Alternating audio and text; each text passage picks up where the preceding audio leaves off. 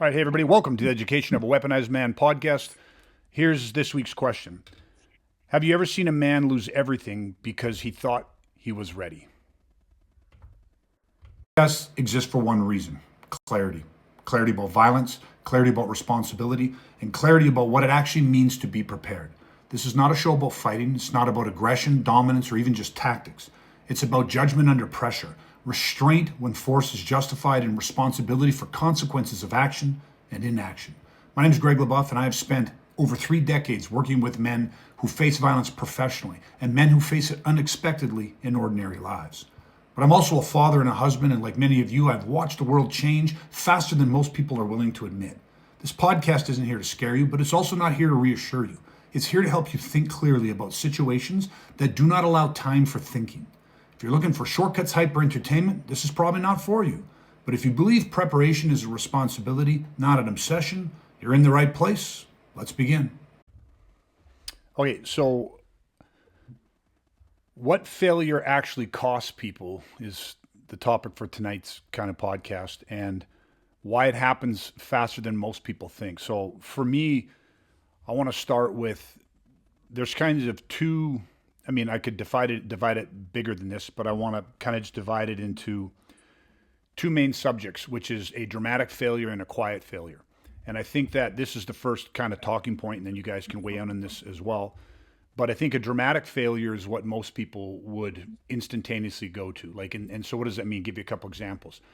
If there's a conflict, obviously we're in the realm of talking about defending ourselves. So if there's a conflict, a dramatic failure would include something like a knockout, a catastrophic injury, loss of life.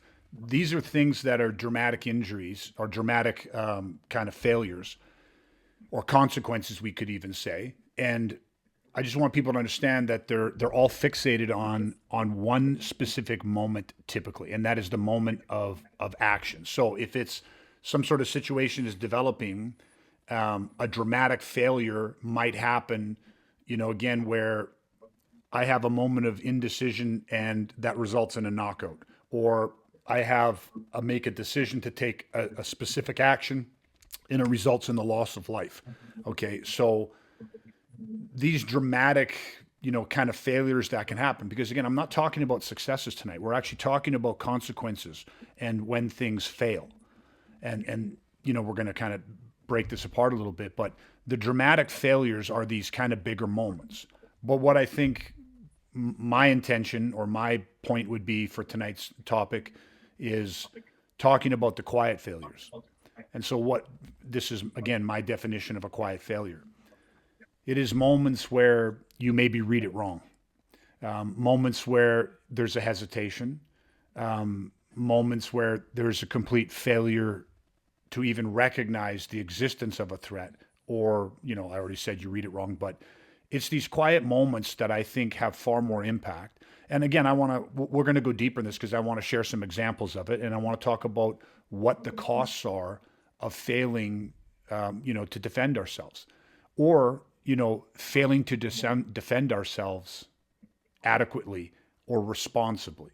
Okay, because that's going to tie in obviously to one aspect, which we're going to talk about: legal consequences, personal consequences, things like that. But just your guys' visceral take on the cost of getting it wrong, the cost of failure to defend ourselves adequately, properly, and just kind of what your thoughts are with dramatic failures versus quiet failures, and maybe what, just generally speaking, how you perceive the consequences of each of these actions, dramatic or quiet failures, which maybe you see to be more.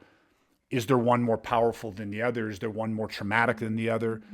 So just maybe start there, and whoever wants to go can go ahead and talk about that. Yeah, I think for me, the first thing that pops in my head is, I think it's more so with the dramatic failures where, and you even alluded to this, is like people think that it's like, oh, it's a loss, it's getting beat up, it's getting assaulted, victimized. But I think it's one of those things, and it's probably for both of them, where from the outside, even people listening to the conversation could be visualizing, well, that's the moment in time where the failure is the breakdown happens and the consequence of that happens, and then that seems to be, well, that's it. That's the result of the failure is in that moment. And you know that is definitely not the case. We know that is that the failure will have other consequences, other elements to it that will ripple out and will also be later, afterwards, after the fact, down the road, whatever that happens to be, depending on the situation, right? So, it's more than just the immediate result of that failure. Yeah, 100%. Yeah, I think I don't want to come at this in a way you didn't ask, but maybe I am. But as far as just like dramatic failure and like the small failures, for me, I think the fear of that failure is what largely motivates me, when it comes to training and personal protection, protection of my family. It's the idea, it's the realization and acceptance that these failures are potentially going to be there. And I think that becomes a huge motivating factor. Like the more educated you get about violence and the more you understand the risk, I think the more you focus in on the fact that, yeah, like these failures can happen. And, people, there's the cliche of like, oh, it happened so fast in regards to anything. And it's like, that's kind of what can happen in violence too. Like you're Can I making can I interrupt you for a split. second Oh and yeah, ask you a question then? sure. So, Yeah. because exactly what you're saying is 100% true, but I think it actually opens up to really help people understand the difference between a dramatic failure and a quiet failure.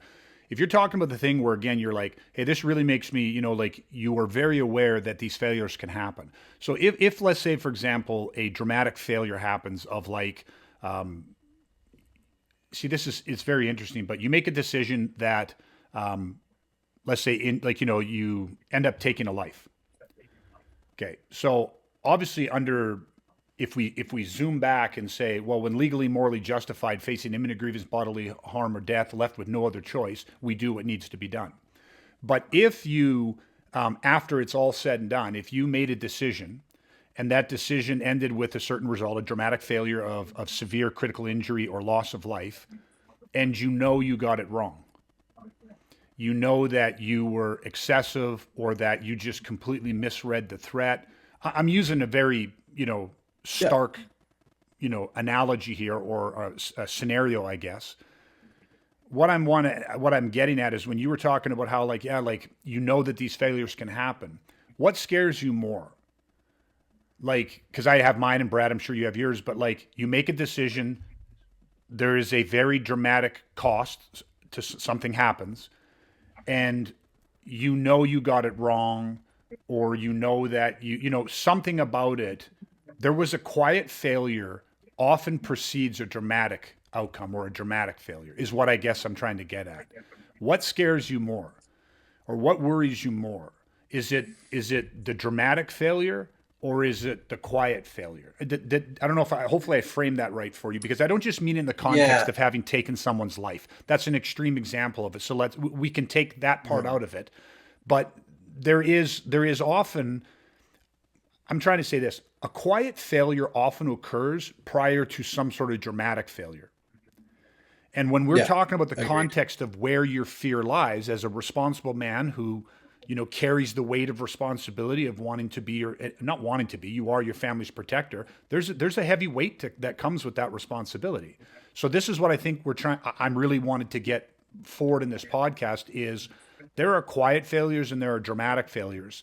And I believe that 99% of the time, a quiet failure will precede a dramatic failure. And so, as someone who's trained and as somebody who's been doing this for 3 decades, I know what scares me more. And I know as it relates to my motivation to training. And so that let me phrase it back at you that way, if that makes sense to you, and what you think, what carries more weight with you, the fear of a quiet mistake or the fear of a dramatic mistake. Yeah, I mean, it's like I haven't obviously thought about it in this exact kind of phrasing, so it's a little bit of that on the spot kind of Yeah, feel. no, But and that's fair. And if I if I guess I didn't would make it say super like, clear, you can ask a question, or Brad, if that yeah, resonated with you, Brad, and you want to jump in, please feel free. yeah, I'll just start and we'll see where it goes. Okay. But I think for me, it's like I just based on everything you just said and what you just asked me. To me, it's like it's the quiet failure. I think that I'm more afraid of in the sense of like, because that's the root of it. I mean, that's sort of like the first thing that went wrong. Do you know what I mean? So I think that would be my bigger concern. But again, I'd have to spend more time unpacking it because when you were explaining it to me, where my brain went to for like what is my biggest fear in those moments, my brain, and I know we're gonna probably talk about this later, went right away to like the ripple effect, Mm. all the all the aftermath of that failure. So it's Sure. like that's what. So obviously that's a big thing for me because that's right where my brain went to, like Mm. just that, unbiased or not unbiased, but like unprepared sort of just. I didn't know what you were going to ask me, so you did. And it's like right away my brain just went to like, well, this. How does it impact my family? For me, that's always my biggest thing is like me being taken away from my family, whether that's death, prison, whatever it is like that's where most of my fears lie. So that's where my head went to. So kind of trying to bring that back now to like the dramatic failure, the quiet failure. Yeah, my sort of instinctual answer would be quiet failure because if it precedes the dramatic failure, I guess I Mm. would pick that. But Yep. Yeah. Brad, I did you have want to a ring on it? Yeah, go ahead. yeah, like I have a little bit of a question, and then I also have just where my thought process currently lies with the conversation is. So my question is the quiet failures. We mentioned that they precede the come in front of like the dramatic failures, right? Mm. Now, do they cause a dramatic failure? Mm. Yeah. That, Yeah. that's my question. Because then Mm. if that's accurate, then I think I have Yeah. Well, a follow up a thought. short answer is I believe yes. Could we go? Is it more complex than that? Probably. But just on the surface, to keep the conversation more simplistic, is yeah. If I fail to read something correctly, right? So if I fail to read it correctly, then my action cannot be correct. Right. Now, here's the thing. That doesn't mean that my actions were illegal because you got to remember, you're operating off of imperfect information unfolding faster than thinking or decision making allows a lot of times. So it's unfair, it's fast, it's all these different things. But the reality is, the weight of being a protector, the responsibility that comes with that is that, like, if you're training, well, what is the training for? The training is to help you be better. It's to help you carry the weight. So there becomes more responsibility when you are trained, and that responsibility for me is to get it right. So I think that if I read something completely wrong, especially because I have no training, then what it is I'm going to react. So if I react, I'm probably going to cause a dramatic failure because what do we know about people? They either under stress, they either overreact, grossly underreact, or they freeze. All three of those can lead to a dramatic failure, but if would you guys agree that that dramatic failure was preceded by quiet failure on the man's part?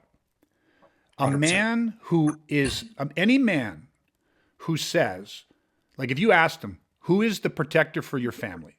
Any man that says, I am, he assumes the responsibility.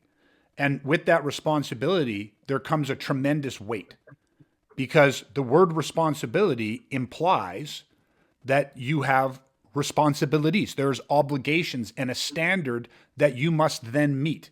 And we know that in this world, you must meet a legal standard, right? You should have some sort of personal or moral standard attached to it. There's a societal standard.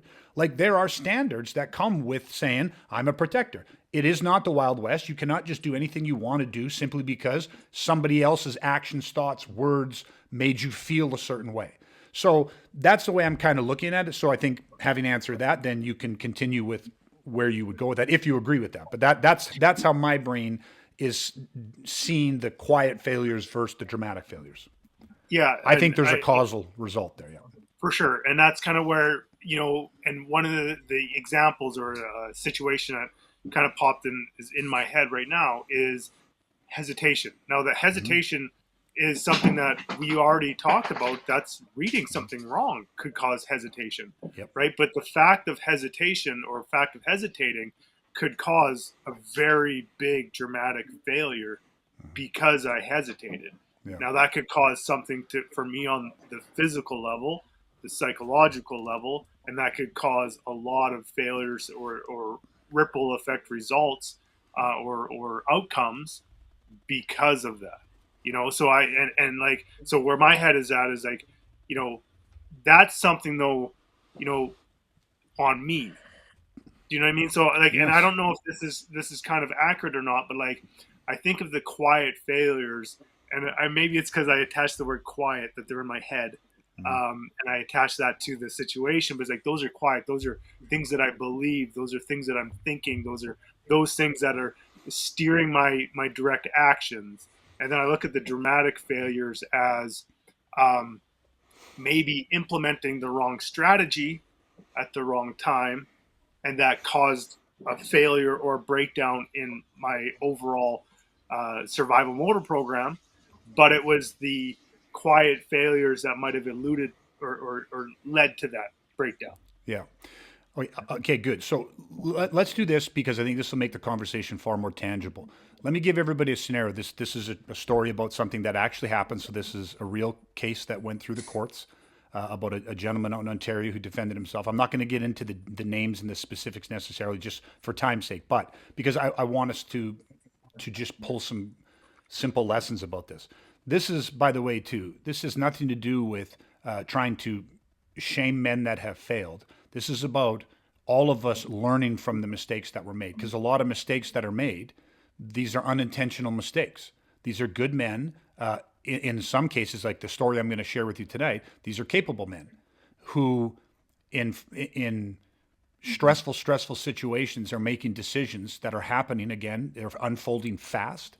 It's an unfair situation, but it's happening faster than thinking is often, and so decisions are made, and consequences are then then you have to, there's consequences to these actions and to these thoughts, and so we must learn from these things. Okay, so the story I want to share with you is a gentleman, and so he is sound asleep. He's in bed with his fiance, and they are woken up. I don't remember the specific time, but it's early morning. I think three in the morning, somewhere around there. But they're woken up. They hear loud banging. So he wakes up. Now, his first thought, well, their first thought is that there's somebody breaking into the house. So this gentleman is ex-military. He opens a safe, he retrieves a shotgun, he loads his shotgun, and their first thought, his first concern, is that people have breached a house. So now this individual at 3 o'clock in the morning has heard a noise. He believes somebody's breaking the house. He loads up his weapon. He looks out his window and he sees his truck parked outside. He sees the passenger door open with the interior light illuminated. So, and he sees somebody rooting in the vehicle. So he knows that there's people there. He knows that his truck is someone is breaking into his truck. Now, in his mind, though, he has no idea whether these people have penetrated into the house, whether they're going to, like, are they in the house? Are they attempting to break in the house? All that type of stuff. So he begins to clear his house. So comes out of his room, moves, eventually making his way through his living room, and makes his way to his garage. And he believes that, hey, listen, I have a garage door opener in my truck. So these individuals could have opened the garage door and could already have gained access to the garage, to which there is a man door that leads to my house. So again, he's on very, very high alert. He ultimately clears the garage, so opens the door, realizes that nobody has penetrated into the house. So there are no intruders in the house. So at this point, the gentleman goes out his back sliding doors and he sneaks around and he comes up towards the rear of the vehicle. So now he comes up, he's on the passenger side rear of the vehicle coming along his house. He finds a position. He sees the individual who is rooting through his truck. So the individual's back is towards him. The passenger door is open, the interior light of the vehicle is on, and this guy's going through the truck. He has no idea, of course, whether the guy's armed. He's still unsure whether or not, is he alone or not? I don't see anybody else. But at this point in time, he yells, freeze, or hey, put your hands up. You there, what are you doing? He alerts him, but he yells something and tells the guy to freeze. The individual who startles and orientates towards the sound of his voice, okay, well, at the moment the individual, turns, as the guy yelled at him, He discharges his firearm, he racks it, and he discharges it again. So he hits the individual with both shots. He then approaches the individual and checks him for a firearm because he believed that when the individual was turning, he believed that he was turning in an attempt to shoot him. So he believed that he was armed. He gets up to him, checks him, and subsequently determines that the individual has no firearm, he's unarmed, but the individual is also down and incapacitated in need of medical attention. So we're just going to pause the story right there because that's all we need to go into as it pertains. I'll share a little bit of the outcome. But so now let's just look at this as a snapshot. He does go in. His fiance is on the phone with 911. His fiance is heard saying, as she's talking to the 911 dispatcher, she says, "No, babe, they have to come." And then he takes the phone from her and says, "I've shot a man. He was breaking into my truck. I believed he was armed and attempting to shoot me. So I shot him. He's down. He's critically injured, blah, blah, blah, blah, blah." And so they send police and paramedics or whatever. The individual does die. So I don't want to get into the whole court case of it or anything like that because we're not going to talk about the legalities of how this went down specifically. I want to keep this focused on consequences. But long story short, they try him in his first trial. He is found innocent. So he claims self-defense. He's found innocent. The Supreme Court of Canada, upon reviewing the case, realized that the judge failed to give adequate instructions to the jury, and therefore his sentencing or his determination of innocent was overturned, and he was retried and subsequently found to be guilty and was sentenced to 8 years, but originally he's serving 6 years. So now, if we just back this all up, you could argue this. This is everybody's perspective. Was there a dramatic failure? So I would say, but this is hindsight, but we are doing this to extrapolate lessons. The dramatic failure is that he killed this individual who was attempting to steal stuff from his truck. Was he attempting to steal the truck? Probably not, because he wasn't on the driver's side fiddling with the ignition. He was on the passenger side. Now, the argument could be made as to whether or not he was adequately able to ascertain whether this person had a weapon, all this, all that. But the point is, at the end of the day, there was, in fact, a dramatic failure simply because the individual who's lost his life from, was trying to steal the truck, but it was clearly, as ruled by the courts, deemed to be excessive force. But it wasn't just a ruling about force. It wasn't just about the fact that he shot him. What they have to do was they had to go backwards and they had to look at whether or not the individual, the defendant in the case, the good guy, whether or not his actions in the totality of the case did he contribute to the ultimate lethal encounter? So, if we go backwards, and again, this is not to shame someone and say, yes, they're right in this, and I know everything, and this is hindsight. We're trying to learn from it. But if we look backwards, knowing what we know, sitting from our little perch over here, where were the quiet failures? And I'll start this way with you guys. When you first wake up to a sound and you have no idea whether somebody's in your house or not, the reasonable assumption is that there are people in your home. Would you agree with that? Totally. So was that a failure on his part? It's the safer assumption. It's the survivable value lies in assuming there are people already in your house. So he arms himself. So I don't see a failure there. Do either of you guys see any type of matter of fact? No. I see quiet successes there. Yeah. Right. So I see these quiet successes. Then he begins to clear the home. Again, I think I think he has some military training. He has some competency with the firearm. There's no kids in the house. There's nobody else in the house. There's you and your wife. You're in the bedroom. Does he have to clear the house? No, probably not. But also, if you have the skill set and capability, maybe that's the decision you make. Again, I don't see that as a failure. I just see it as that's a decision that he made. He goes now through and clears the home.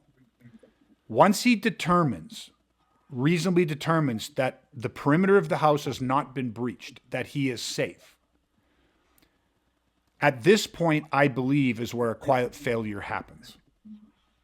Yeah, and I'll let you guys, you tell me what your thought process is on the whole first stage. You wake up middle of the night and take us up to the part we're at.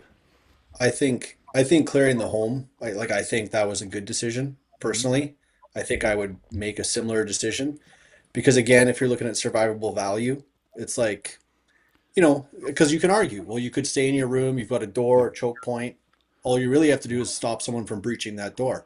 Yeah. I won't argue with you. You could do that. Yeah. But you can go one step further and clear your home. I think it's still valid. So I'm okay with that decision. Where I think I would do differently, and of course it's hindsight, but I would not make the decision to go outside. I think that's where things get pretty tricky because like we study the law and we try to understand it to the best we can. But even then, it still feels like, there's a line of self-defense that we don't want to cross. And it's like when the second you step out of your home to go outside looking for these people, I feel like there's at least an argument that you're crossing that line or opening yourself up to the potential of crossing that line. Not that you can't still go outside and make perfect decisions and not have anything, dramatically fail, but I think there's a lot of risk in making that choice. Okay, so just before Brad, you jump in, I just want to talk about two things. One, I believe that as much as instinctively I would want to clear my home because you're like, someone's in my home. In that situation where I don't have my kids, because my kids are obviously sleeping in different parts of the house in different rooms, Yep. I have no choice but to make the tactical decision. But I would clear the hallways and the doors in the rooms and the things they need to clear up to and guaranteeing and ensuring their safety. I would not clear the home beyond that. That would be my position. If you're in a position where it's me and my wife, my house, my room is already set up to be that safe post, that stronghold for me, I see no value in moving into other parts of the home. I mean, would you be listening? Would you be evaluating? Yes. But what is the tactical advantage of clearing a home that has nobody else at risk? There is no imminent grievous bodily harm to my I teapot. guess There is no imminent just grievous purely bodily harm like, to my big screen TV. So yeah, what this, now? Yeah, go ahead. I was just gonna say like only because this hit me, and I mean like man, people could argue this like for ever and a day, Yep. but the one visceral thing that hit me is like again, depends on your house, depends where your bedroom is, but in my house, my bedroom's upstairs, Yep. so somebody in my house like there is risk. Like I don't know if they're there to set the place on fire, and of course I can go out a window. I'm set up to do that, but Yep. do you know what I mean? So it's kind of like I think there is So still so there's then still what's the some benefit of survivable going to value check to in see if they're starting a fire or not? well to stop them. Stop them from. Like I Okay. said, that's just the visceral kind of like devil's advocate thing that Okay, hit but me here's the is like, problem. Here's the I'm thing not with saying I this. would have done it or should, but I know, but here's the thing about this. You just said that's the visceral. This guy's visceral was to take a loaded weapon outside the home because he knew somebody's breaking into his truck. And when you know someone's breaking into your truck and fucking with your property, you don't want them to do that. And now here's the thing. He said in the court transcripts, his intention was to go outside, subdue, apprehend, and turn over to the legal authorities this individual who was stealing his property. That is 100% legal. You are well within your right to go down if someone's in your home and someone's kicking holes in your wall. 14-year-old kids break in and they're spray painting your walls. You are legally entitled to go down there, stop them, apprehend them, detain them with the intention of turning them over to the lawful authorities. You're absolutely willing to. Of course, you can do that. That's your property. You're willing. You can protect it. What happens though is this individual brought a loaded firearm to another individual who was not armed, who was in the middle of yes, an indictable offense, but theft. Summary, really, like he's stealing shit. And at the end of the day, what happened was he then goes, I thought the guy had a weapon. He shoots the individual. The law is looking at your contribution over the whole event, not just the moment of the shooting. The law no longer is just looking at, in that moment, was it reasonable for you to believe that you were facing imminent grievous bodily harm or death? They are now looking at did your actions contribute to this coming to a head? And so the second he walked outside with that firearm, he was contributing to a potentially deadly force confrontation with somebody who was just trying to, like, did he phone the police before going outside? No. You know what I mean? Did he have to take the gun outside? Was there any now reasonable threat of imminent, like nobody had penetrated in? So can you do that? Yes. Can you do it? What if he just would have went outside and he would have told the guy freeze and the guy put his hands up, or the guy got down on the ground and he zip tied the guy and the police came and handed him over? Well, then we wouldn't be having this conversation. But the fact is that it's not the way that it went. And so now this brings us back to these consequences, because this is what has to be thought of before. Otherwise, we viscerally react in a situation, and we have to understand what the consequences are. So let's just look at this from this individual standpoint. What were the legal costs to this individual? What are the legal costs of making decisions, of having to go through defending yourself, hiring lawyers, all of these different things? Well, it's tens of thousands of dollars, right? And so the financial stress of that often leads people to going bankrupt. Often the fact that you're just facing these criminal charges can result in the loss of your job. So that's income, the stress on your family, all of these different things. So, at the end of the day, let's go through the next one, because there's three. There's legal, there's personal, and then there's how it can reshape your entire life. But what are the personal consequences? Well, for right now, this guy's fiance, he's 6 years in jail. They're not together. Like they are, but they're not. He is gone for 6 years of their life. And so we got to go back and pregnant as well. Yeah. So like we go back during the proceedings, I think she got pregnant. Yeah. So if you look at this, now let's come back. And again, we're trying to analyze, not judge. Man, if I'm sitting in prison for 6 years, I'm looking back and I'm probably going, I had a quiet failure. And that quiet failure is, why the fuck did I ever step outside that door of my house? I should have protected my house. If they wanted to come in my house, you could have yelled open your front door, open your sliding window, yelled at the guy. You could have fired a warning shot. Like you could have done a lot, even in the court proceedings, they said, his failure to fire a warning shot. There's lots of things you could have done, called the police. There's lots of things you could have done to scare him away in defense of your property. Was apprehending him worth it? Was, saying, oh, this guy's got to pay for, he got, some of my old CDs out of my car, or whatever you had in there, whatever it was. And again, like, there is going to be a visceral reaction to this, because I spent 30 years learning to defend myself and training people to defend themselves. And the thing is, people will again argue this point from the emotional basis of somebody's fucking with my shit. Screw them. They came on my property. Fuck you. You know how many guys I've met over the years that come in for training or want to train, and that's what they say? Somebody comes on my property. Fuck you. Fuck you. And it's always like, wow, such a generalized statement. Really? Like someone just walks on your property? What if they're lost? What if they're just drunk, stumbles on your property? You know what I mean? I remember when I was a kid, there was a party going on in the complex where we lived, and some drunk went out to his car, got lost, and ended up at our neighbor's house, banging on the fucking door to get let in. And then he ended up at our house. Did my dad just open the door and shot? My dad opened the door and punched the guy, because the guy, opened the door and said, dude, you're at the wrong house. And the guy's like, nah, fuck you, I'm coming in. And he tried to come in and he ended up on his ass, nose split open. But it's like, so again, when he tried to come in, he defended. But the point is, what if he just shot him? And again, there's people that just think, I don't give a fuck. You come on my property, fuck you, doom on you. And it's like, well, that's not doom on you. See what I mean? There's no responsibility with that weight. So again, to me, there's like, you're having these quiet failures that lead to very dramatic failures that come at a consequence. And those consequences are legal and they're personal. And it's like, let's even just talk about how it reshapes somebody's life. Is that guy going to be the same 6 years from now when he gets out of prison? Is he going to be the same father, the same husband? Is he going to be the same brother, the son, the friend? Is he going to be the same, or is he going to be different after 6 years in prison, getting convicted for what he feels like was self-defense? You know what I mean? Because again, in that moment when he pulled the trigger, did he reasonably and truthfully believe that the guy was spinning to shoot him? Probably. He may also have to deal with the fact that he did shoot the guy. Like in the moment, he 100% believed that's what he had to do to survive. So he did it. Yeah.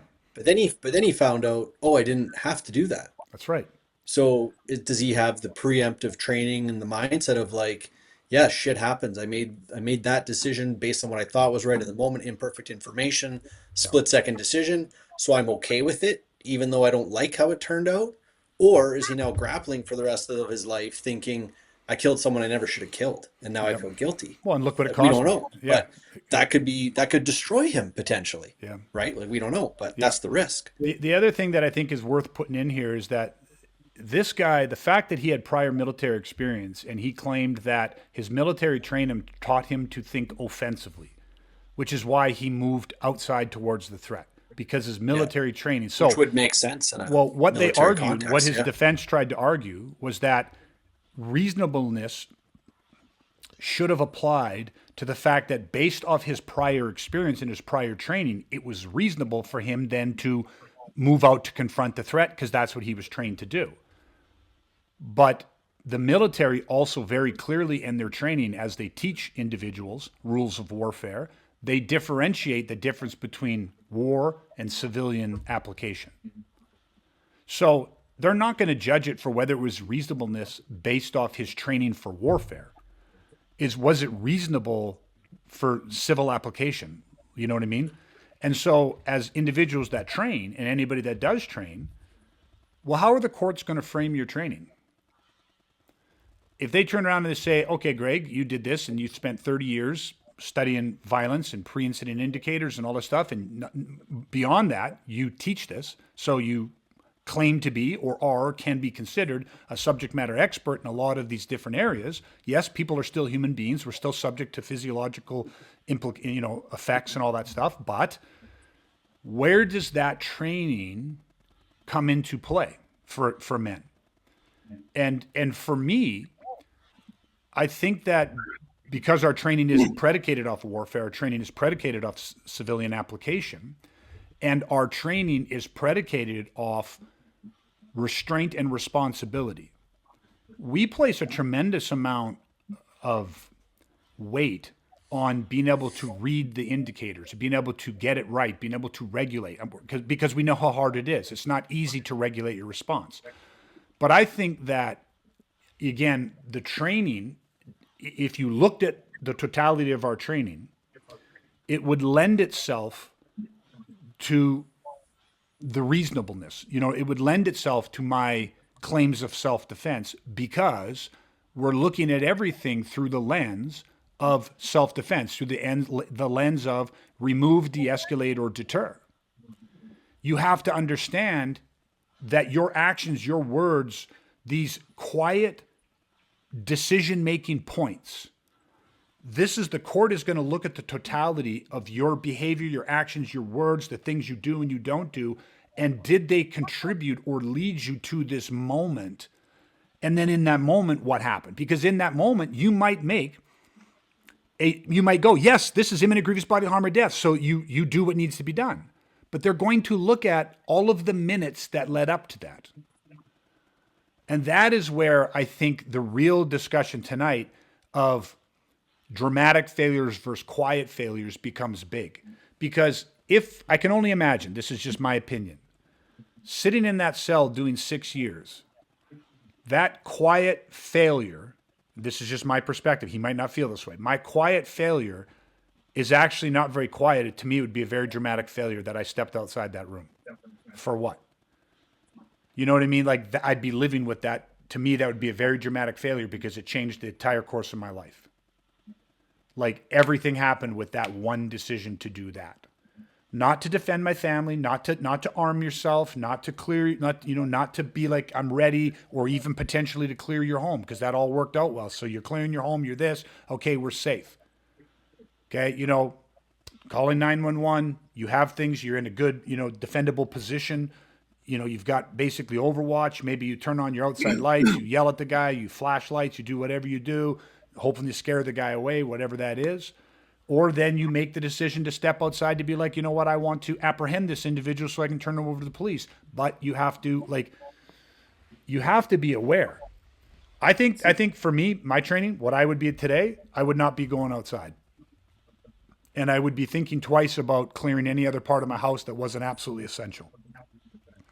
Until, again, now, could that change as you assess the situation and you conduct your preliminary analysis? That could change. Potentially that could change. You know what I mean? Like you said, somebody setting, if it became reasonable for you to believe that somebody was going to set your house on fire, you hear liquid being splashed around, or you see a shadowy figure walking through with what you believe is a jerry can or this and that or whatever it is, you then might, because someone setting fire to your house might not just be like, well, I don't want them to burn my house. It's like, I have people in this house. Can we all get out of this house? How fast does a house go up? What kind of accelerant are they using? So now again, you're right back to like, I'm not having my family die in a fucking inferno here. Do you know what I mean? Like, I'm not trying to say it's, I'm just saying each of these decisions has to be weighed out, very carefully. So to me, it's these quiet decision moments. These quiet, I don't want them to turn into my quiet failures, which leads to the dramatic failure. And it's all happening in fractions of seconds. And so that's the only point of this podcast, is to help good men understand that there are some very capable men, really good men, who have really suffered some intense consequences, completely reshaped their life, their kids' lives, their family's life, and though because of a decision that happens in a fraction of a second. And again, this podcast, the intention isn't to scare people, but it's to make people aware, and aware of what? The weight of responsibility. It's no, I don't know. I think one of my last points will be this, and then you guys can throw in your 2 points with this, right? Without training, if I didn't train, I would still feel that I am my family's protector. I would still be like, if somebody messed with my family, or someone breaks in, or someone's a threat to my family, I'm still going to stand. I'm the protector of my family. The training doesn't make me a protector. But if I had no training, I don't know how I would live. I think the weight of the responsibility to be a protector, would be a burden. I think it'd be. I don't know how you could have that weight on you and not live in complete anxiety, because I train so that it's not a burden. But that weight, the weight and the responsibility, it's not light. It's not easy. And I don't know if you guys think it's easy or feels easy to you. It's not for me, for sure. Like, I take it very, very seriously, and I just see stories all the time. And, Dustin, I know this resonates with you, and Brad, you're the same, but we feel deeply the weight of, if something happened and somebody was able to take us out, and so we died due to violent criminal activity, and our kids are now without a father in their lives, that's going to change their lives for the rest of their lives. It's going to change our wives' lives. It's going to change our kids' lives, and not in a recoverable way, I don't think. I think you carry the weight of that trauma with you for the rest of your life. And so that I feel that. And so I want to train. But I also feel the weight of responsibility. With the way the world is today, how fast the world's changed, I think it's harder now. Like, there's more, like, and people can talk about, oh, the justice system is broken and this, and you can't do shit in Canada, and they'll charge you, and they'll this and that. Listen, there was a lady who was attacked in Calgary last week under the false pretense of showing somebody a home who she's shown once before. She wasn't a realtor, but she was in the process of renting her father's property, whatever it was. And this guy attacked her with a knife, and she ended up defending herself, getting the knife back, stabbing and killing the guy. And the police, on camera, the police chief was like, this is the most absolute clear cut of self-defense they've ever seen in Canada. There will be no charges. And that was decided in the matter of a few hours. So the fact that they say you cannot defend yourself in Canada is utter horseshit. But listen to what he said. This is probably the most clear-cut case of self-defense that I've ever seen. Meaning what? She did nothing to contribute to put herself in a bad position. She was living her life, and this individual clearly targeted her and then attacked her, and she was facing imminent grievous bodily harm or death. She defended herself, stabbing the guy, killing the guy, and there will be no charges. There was no punishing. There was no lines crossed, like clear-cut self-defense. Well, this is the weight that falls upon all of us. But don't the waters get muddied when somebody is rifling through your car, or somebody's kicking in your garage door, or somebody throws a brick through your window and is crawling through the window? Like, all these things, like now you say, well, now they're breaching into the home and stuff. Yes, but the intent to murder, the intent to rob, I don't know yet. We don't know. And so, yes, you're prepared for the worst, but you have to be able to, like, you get what I mean? I don't know. There's a weight to that. Like, that's terrifying to think that you don't know how to discern between someone who's trying to steal something which is unlawful and horrible, or someone trying to murder you and your family. Like, there's a very big difference in that, and that needs to be handled differently. But if you don't have the training, that's a big burden. No, I'm on a rant. Sorry, go ahead. Okay. I was just going to say, I think, like, because I read about that case from Calgary too, or not case, but that incident. And where I kind of see, like, such a big difference between the two, on one hand in Calgary, where the police chief is like clear cut, no brainer, like self-defense, 100%. And obviously the one in Ontario, much different. But I think if you just, kind of look at it, it's like one of the biggest differences in those two situations is choice. Like she didn't really have any choices to make. Do you know what I mean? She was a property manager is what happened. So she was showing the property to rent it, and then she was attacked. So it's like you're in it. You just have to fight to survive. So she didn't have to make any choices. So I think as soon as there's the element of choice, that's where you really have to know, the ins and outs of the law. Because you go back to the guy in Ontario, and it's like he had choices. Do I grab my shotgun? Do I load my shotgun? Do we call 911? Do I leave my bedroom? Do I clear my house? Do I go in the garage? Do I go outside? Do I go out the garage door? Do I go out the back sliding door? On and on and on. So it's like as these choices are presented, that's just room for these, small failures or quiet failures, like you talked about, right? So Yeah. yeah, it's just interesting to me. It's kind of hit me as we're talking about like how different that is. Yeah. Whereas just when Well, you're straight up that's where the attacked, burden it's and that's where the weight of makes it more clear responsibility cut, comes right? in. Yes. That's Yeah, the and I think weight. that's where like the training is so much more important, right? In her scenario, the training needed to be like largely like, well, how do you physically get out of here? What are your strategies, tactics, and tools for Hmm. surviving a blitz attack? Because that's what she was in, Yeah. whereas he wasn't, right? Yeah. Very, very different context. So 100%. requires a different set of skill sets. You Yes. know what I mean? It's all training, but it's Yeah. two different skill sets. Yeah. And just maybe this is circling back a little bit, but the more training you have, typically the better decision making skill sets you possess. But also then you may have the a more refined set of skills and mindset and perceptions to where you can go out there, apprehend the guy, zip cuff him, hold him, and hopefully when you turn him over to the police, he'll face some sort of consequences for his actions. Because again, nobody has the right, to harm you or steal your property or all these different things. It's all stuff that we as Canadian citizens are well within our legal rights to protect and defend ourselves, our family, and our property.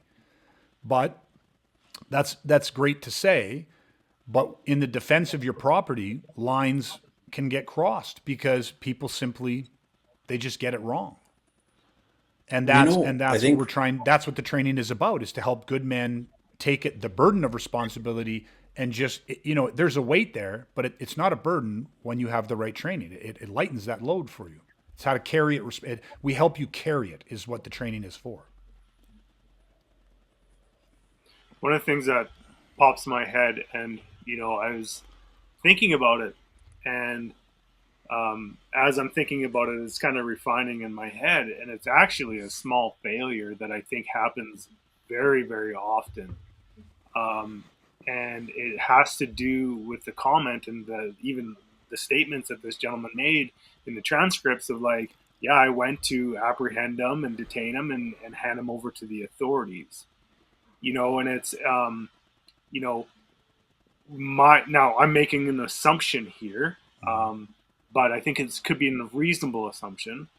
But like how, and this is the small failure or the quiet failure, is priming ourselves. Mm-hmm. How often do people prime themselves of like, hey, if this guy breaking into my truck, like Mm-hmm. like especially somebody that has training. This Yeah. guy has a military background. We've all thought about shit. Something happens, like we run these scenarios in our head all the time. And like how much of his actions were primed in his mentality beforehand. Guys breaking in his truck. He's like, well, I have the skill sets. I got the firearm now. I'm going to apprehend this guy, detain him, and hand him over to the police. Mm-hmm. But that priming in our heads, that thinking about that without actually thinking about the strategic advantage or disadvantage of that, and Mm-hmm. without thinking about what is the overall outcome that you're trying to achieve in that. That's right. So him being primed, he went out there, snuck out his back door, Yeah. right? Didn't make a loud exit, right? Mm-hmm. Yeah. Sneaking to do exactly what he said he Yeah. was going to do. To I'm going get to the try and drop on apprehend them. him and detain him. Mm-hmm. So, but him being primed with that thought process, again, it's people do things in the moment, but like how much of that was his, which made him blind to other tactical advantages or strategic outcomes. Yeah. Well, if you just look at your example and talk about being primed, when he yelled, like, "Hey, freeze! Put your hands up!" What he yelled something along those lines, and the guy turned around. Like again, if Brad, you're sneaking, you're going through my truck at 3 in the morning, I'll hear this. Hey, put your hands up! Like you're probably going to turn to be like, "Oh shit!" Just like in tag, if some, "Oh fuck," you're going to turn to look. So when he fired, Why did he fire? Because he said when the guy turned like that, he believed the guy was going for a weapon or had a weapon and was going to shoot him. Well, most likely he was primed thinking, okay, I assume this guy's got a weapon. I'm going to go out there. I'm going to tell the guy, freeze. If he spins at me at all, if he turns and comes at me at all, I'm shooting this guy. Well, it kind of stands to reason in your logic. If you believed he had a weapon, are you going outside? If you guys are in your home and you see me and you know your house is clear, your house is secure, and you see someone going through your truck and I told you they have a weapon on them, are you going outside? If you knew 100% they have a firearm on them. No way. Why would you go outside? What would you do? Well, you'd get behind some cover. You'd take up a different tactical advantage. You do all kinds of different things. Make sure your family's down. Make sure that if he starts sending rounds through the walls and stuff like that, that you guys are in cover, not just concealment, all that type of stuff. But you're not. Why would you go out there? You're just increasing the risk. No. So then, if the survivable value lies in assuming the individual is either armed or not alone, then his tactical decisions to go out there, saying the military training taught us to always advance on the threat. But it's like you also in the military taught you to have backup and do different formations and radio in and all these different types of things. I think this is too where like you have to be very careful that your beliefs don't get in your own way and lead you down the wrong path. There you go. Because I think a lot of us feel like, yeah, people don't have the right to steal my stuff, to go through my truck, to go through my property, to steal my vehicle. You might believe all those things, but you better understand that can then cause you to take action based on those beliefs, which can set you up for some pretty serious failures. Well, because of the way the law works. It's the whole. It's the whole thing. There's consequences to those beliefs. Yeah.